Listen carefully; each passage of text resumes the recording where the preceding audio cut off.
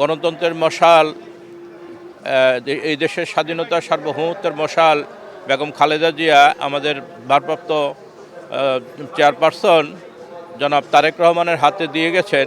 আমরা আশা করি ইনশাল্লাহ সেই গণতন্ত্রের মশাল আমাদের তারেক রহমান সাহেব এগিয়ে নিয়ে যাবেন ইনশাল্লাহ, সেই আশাবাদ ব্যক্ত করি। আজকে আমরা তার সাথেই আমরা গণতন্ত্রের জন্য লড়াই করেছি এবং আগামী দিনে তারেক রহমান সাহেবকে সামনে রেখে আমরা লড়াই চালিয়ে যাব ইনশাল্লাহ। আজকে এই সুখের বুকে ধারণ করে এই সুখ আজকে আমরা এই মাজারে এসেছি। বেগম খালেদা জিয়ার জন্য, তার রুহের মাগফিরাতের জন্য দোয়া করেছি এবং শহীদ রাষ্ট্রপতি জিয়াউর রহমান সাহেবের জন্য দোয়া করেছি। শহীদ রাষ্ট্রপতি জিয়াউর রহমান সাহেব যে গণতন্ত্রের মশাল বেগম খালেদা জিয়ার হাতে দিয়ে গিয়েছিলেন সেটা উনি ধারণ করেছেন এবং গণতন্ত্রকে এই দেশের গণতন্ত্রের ভিত্তিমূল উনি স্থাপন করেছেন।